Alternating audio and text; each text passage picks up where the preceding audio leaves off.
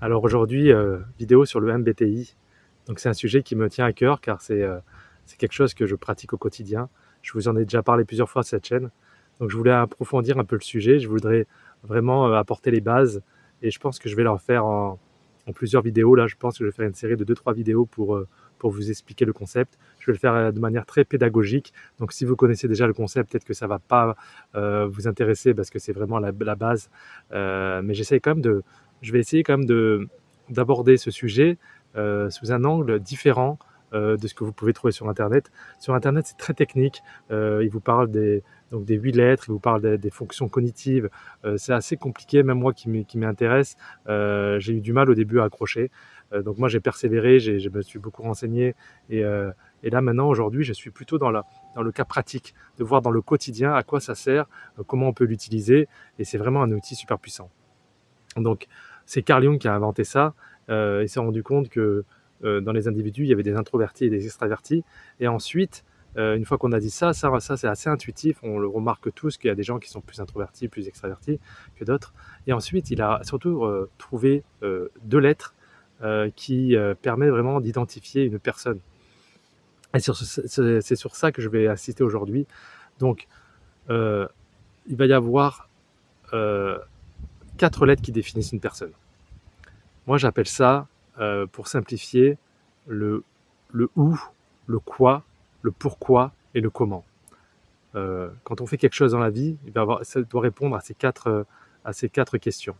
Le où, ça pourrait être, le où, c'est en fonction de ton énergie. On a dit introversion, extraversion. Le quoi, c'est pourquoi tu fais les choses. C'est ta perception du monde.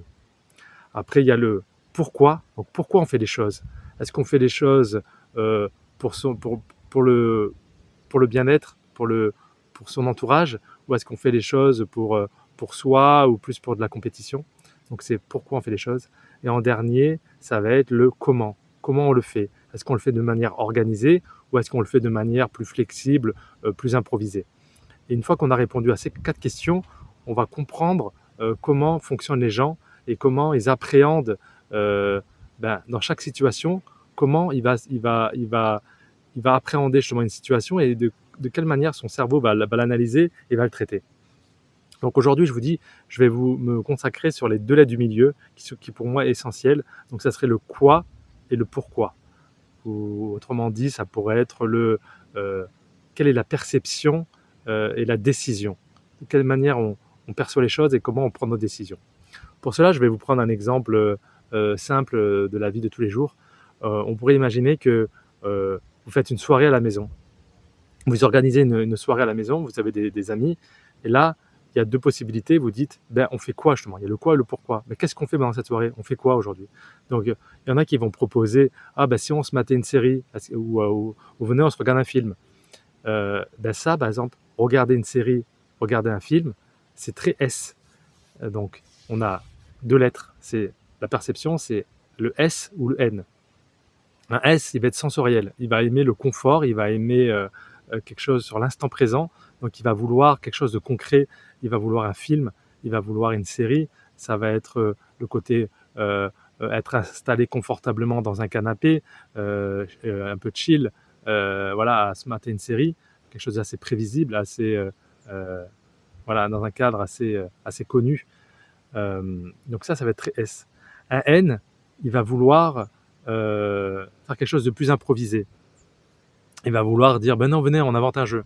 Il va être plus dans le jeu, il va vouloir un jeu, mais pas un jeu plus improvisé. Un S, il va vouloir jouer à un Monopoly, avec des règles très cadrées, très connues. Voilà, Monopoly, c'est très pour les S. Un N, ça va être plus improvisé, ça va être, on va attendre un jeu, on va faire un jeu où il peut se passer des situations plus improvisées. Ça peut être faire un jeu de rôle. Voilà, ça va être plutôt des jeux comme ça, ou même à l'inventer soi-même. Donc ça, voilà, c'est pour vous montrer les 2 manières de voir les choses. Et pendant cette soirée-là, ça va être aussi, par exemple, sur la nourriture. Vous allez avoir le S qui va chercher le confort, qui va chercher le plaisir immédiat, et il va te dire, venez, on se fait livrer McDo, quoi. On va se faire livrer des hamburgers. Ça, c'est très S. Ça va être le petit confort, le plaisir instantané, du gras, du sucre. On se fait plaisir.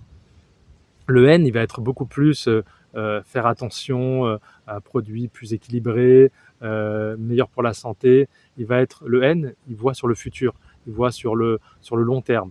Donc lui, ça va être manger des choses plus bio, plus, plus, plus pour sa santé, ou alors là, si c'est en soirée, un truc un peu plus fun. Il peut se lâcher, il peut manger des trucs plus gras, tout ça, mais il va vouloir quelque chose d'un peu plus improvisé. Ça va être qu'est-ce qu'il y a dans le frigo, on va improviser un repas. Ah bah tiens, il te reste des carottes, il te reste machin, il te reste ça, il te reste du jambon, du fromage. Ah bah tiens, t'as du lait, des œufs. Bah tiens, si on se faisait des crêpes et on fait des crêpes salées, et on improvise en fonction de ce que tu as dans le frigo. Et vous savez quoi, comme jeu, je vais te faire manger des crêpes et tu dois deviner les ingrédients que j'ai mis dedans. Donc voilà, il va se servir du repas pour en créer un jeu. Et ça va être très N. Voilà, donc voilà, vraiment, essayez d'identifier où vous êtes. Est-ce que vous préférez le confort, les routines, les plaisirs immédiats, l'instant présent, le confort, ou est-ce que vous préférez être quelque chose un peu imprévisible, quelque chose qu'on va créer comme ça sur le moment, qu'on va raconter une histoire, quelque chose d'un peu plus improvisé comme ça, plus euh, moins routinier. Vous allez déjà savoir si vous êtes S ou N. Ensuite, la deuxième lettre, c'est est-ce que vous êtes T ou F. Donc la lettre T, ça va être tout ce qui est un peu plus rationnel. On réfléchit avec son cerveau. Le F, c'est le feeling. On réfléchit avec ses sentiments. On va faire le F, il va vouloir que la soirée se passe bien par rapport à son entourage. C'est le bien-être collectif, c'est le bien-être des autres. Des fois, c'est même le plaisir des autres avant soi. Alors que le T, ça va être plus quelque chose de plus cérébral, quelque chose de plus parfois un peu plus individuel, ou alors plus dans la compétition. Donc qu'est-ce que ça va donner dans la soirée si on fait un jeu, ben voilà, on organise un jeu, imaginons on joue, je sais pas moi, ben, on organise le jeu où on doit deviner les ingrédients. Le T, il va dire, attendez, et si on mettait des points, on va faire des équipes, on va faire des scores. Et vous savez quoi, l'équipe qui perd doit faire la vaisselle. Voilà, ça c'est le T. Le T, il a besoin de challenge, il a besoin de montrer, il a besoin de compétition, il a besoin qu'il y ait un enjeu. Alors que le F, il va se dire non, venez, on fait ça pour rigoler, on s'en fout, c'est juste pour le plaisir, c'est juste le plaisir de passer un bon moment, quoi. Donc ça va être juste le plaisir de passer un bon moment. Il n'a pas besoin forcément de mettre des scores, de mettre du challenge derrière. Et c'est comme ça que, voilà, que vous allez déterminer si vous êtes plutôt F ou plutôt T. Est-ce que vous aimez le côté convivial, le côté on s'amuse, ou est-ce que vous êtes plus dans la compétition? Et alors bien sûr, ça, ce sont c'est pas oui ou non. C'est un pourcentage. Vous allez avoir des tendances. Vous allez être plus T, plus F, plus N, S ou plus N. Et quand vous faites le test MBTI, il vous donne des pourcentages. Donc vous allez savoir si vous êtes 90%, par exemple T, 90% plus dans la compétition. Donc voilà, c'est bien sûr, c'est pas oui ou non, hein. Mais vous allez voir que plus vous allez avoir un score élevé dans une lettre, et plus vous allez être comme ça en fait. Mais bien sûr, dans la vie, on fluctue, ce sont des tendances. Mais ce qui va être intéressant, une fois que vous connaissez le MBTI, ça va vraiment vous permettre, quand vous connaissez surtout les 4 fonctions, là je me suis attardé sur 2, mais quand vous allez avoir les 4, vous allez réussir à déterminer une image de la personne, à avoir une tendance de la personne, et vous allez pouvoir, dans votre quotidien, de suite déterminer si avec cette personne vous allez vous entendre. Est-ce que vous allez savoir si vous êtes compatible en fait. Et ce qui est intéressant, c'est qu'il y a des personnes qui vont vraiment être à l'opposé de vous, et vous allez avoir tendance un peu à les éviter, mais c'est pas méchant. Ça va être, vous allez faire des interactions plus courtes, vous allez éviter des débats inutiles. C'est plutôt sur ça. Ça va être des confrontations qui ne servent à rien.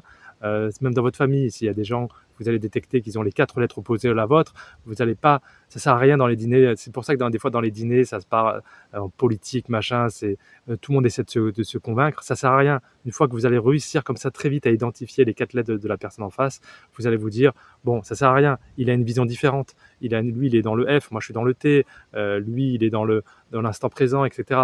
Donc vous allez voir que dans vos relations humaines, vous allez vous rapprocher des gens qui vous ressemblent, vous avez tendance à un peu vous éloigner, ou du moins pas forcément vous éloigner, mais éviter des discussions inutiles. Et vous allez voir que même dans votre couple, ça permet d'être très tolérant. Vous allez vous dire: «Ah d'accord, en fait, il fonctionne juste différemment. Il a juste une approche différente», et une fois que vous allez bien comprendre les subtilités de votre partenaire, ça va éviter des reproches inutiles. Ça va permettre vraiment d'être, ouais, une sorte de tolérance, et moi, je suis devenu beaucoup plus tolérant. Après, il ne faut pas non plus être dans l'entre-soi, et n'essayez pas aussi d'être uniquement avec des personnes qui sont exactement comme vous, parce que, sur le long terme, si vous restez qu'avec des gens comme ça, c'est un peu: on a raison de penser comme ça, alors que personne n'a raison. Il n'y a pas des lettres qui sont meilleures que d'autres. C'est plus être conscient, des différences. Dans un couple, avoir une lettre ou 2 lettres de différence, ça peut être très bénéfique. La personne va vous apporter quelque chose que vous n'avez pas.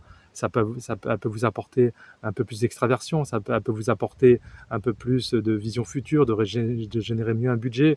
Elle va vraiment vous apporter.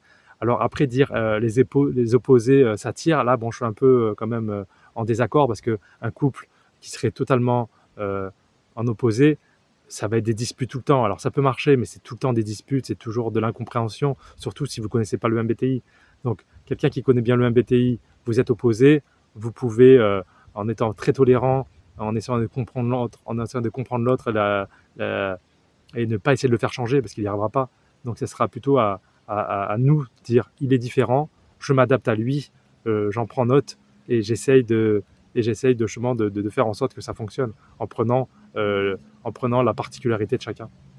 Donc voilà, là c'est un premier épisode, donc pour bien faire les lettres du milieu, donc S, N, T ou F. Essayez de vous-même d'identifier ce que vous êtes, ou si vous connaissez déjà le MBTI, ben voilà, vous avez quand même un exemple concret.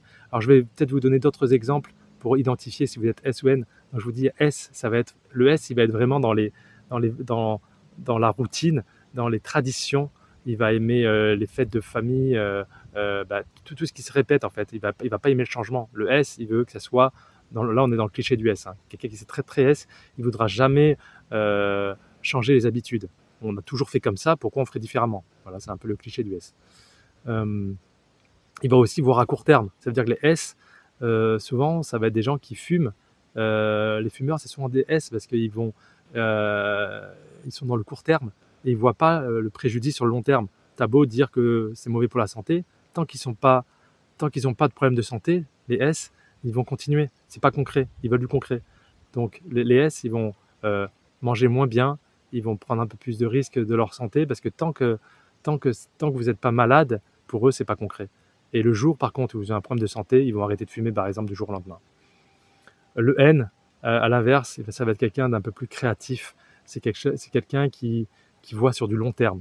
Il voit le passé et le futur, surtout le futur.